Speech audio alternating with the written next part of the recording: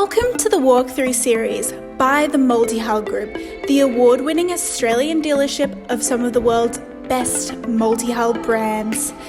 Join us as we walk you through our incredible range. In this episode, Rowan McMahon gives us an impromptu look at an owner's Lagoon 46 upgrades. Despite not having our typical camera gear, Rowan wanted to show anyone interested the possibilities for a Lagoon 46. Enjoy! Alright guys, I want to take you through some aftermarket things we have done recently on a new commissioned Lagoon 46. I'll take you for a good little walk through, point out what we've done, and hopefully this can help anyone with future projects or upgrades to their Lagoons. From underneath here you can see there is a nice little stainless supports. Now what was quite big to the owner of this boat is having everything aesthetically right. So as you'll see, the gauge of the stainless here is the same gauge as the davits.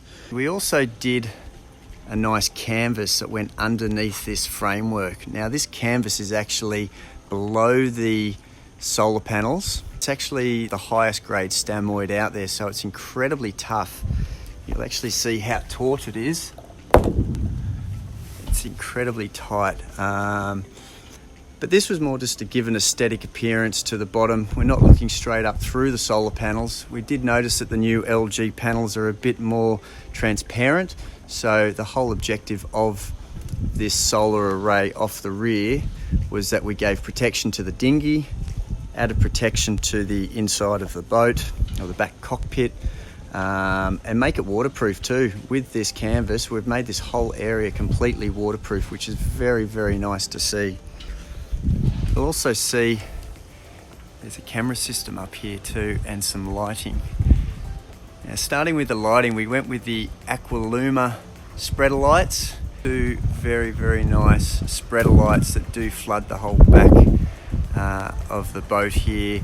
We went with a nice spread of light so we can later on, when the boat's up in the Whitsundays, bring in marine life to the back of the boat, and also to give security and safety when off the boat at night. At least when you're coming back you can obviously easily see it and have light on the back deck here for boarding.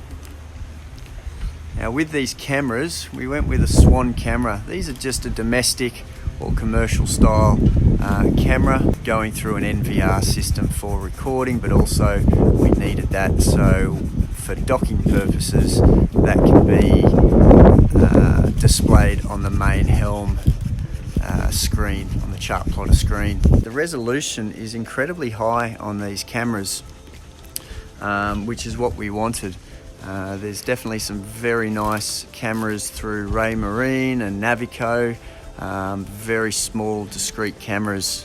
The only downfall with these small cameras is the lack of resolution, so these are actually quite cheap. I think the whole setup for 5 or 6 cameras and NVR system was a few $100. So if these things only last a couple of years, it's a very simple unscrew the camera.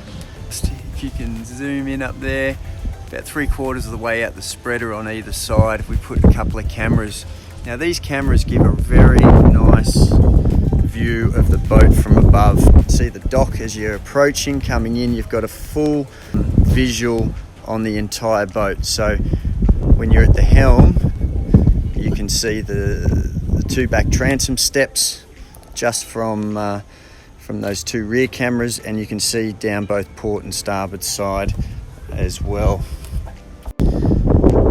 Some of the other stainless fabrication that we did, as you'll see here, we've got a very nice barbecue stand on the back deck of the boat. All our stainless was done at the Boatworks, which is where our Queensland office for the Multi-Hull Group is, and used a contractor there, Chris at Shine Stainless. His work is absolutely perfect, and we're very happy with the outcome. But just as simple as this barbecue tray, it can double as a bait board. The barbecue can be secured onto there. the owner wanted a Weber cue, so we've made a very nice sized bait board. Most important thing, it even has a cup holder. There's a handhold. If you're stepping on the back of the boat here from your dinghy, you need something to hold on to. So we've got a handhold, lots of strong support. We even ran a bayonet fitting for the gas system. This runs right under the deck of the boat and hooks up to the standard gas bottle. So everything's very, very simple. The owner wanted to make this whole rear area fully encapsulated, not watertight, but waterproof area. So we put clears all the way around the lower cockpit as well as the flybridge. The sun here in Australia is quite tough, as we all know, and to reduce heat and also add privacy, we added a sun mesh also in the same panel, so all these can be rolled up. You can also roll up the clears on the outside. A very big important part of this upgrade was trying to make everything still usable and very easy to operate. Clear on the other side actually goes right over the stairs up and makes this whole section waterproof. This area up here he wants to be able to use if the kids are all on board with their friends and have a party. But this area here could be an extra few beds, so having the sunshades on here was quite important for that reason. Now what we did here with the forward clear, as you see it's been folded up and it clips into the roof. We used a strata glass here. It's a much tougher material. When I was driving this boat in a big downpour, it was like looking through glass. So I could attest that it is a very, very good option to take a tougher material at the front. The downside is you can't roll it up, so hence why we've had to make a quick clip system into the roof. The back remains the same with a lesser grade clear material, but once again you've got a nice roll up system here, straight access out onto the back of the flybridge, needing to get up onto the roof. But if you just sort of look around this whole area, you just see you've got such a usable area up here now, just from the clears, even without the sunshade material. This whole area just becomes a second living room. It's an area where everybody's going to come and hang out when you're underway. Many people believe that you get a bit segregated having a flybridge, and I can tell you from every time I've been on a flybridge boat, this is where the party is happening up here.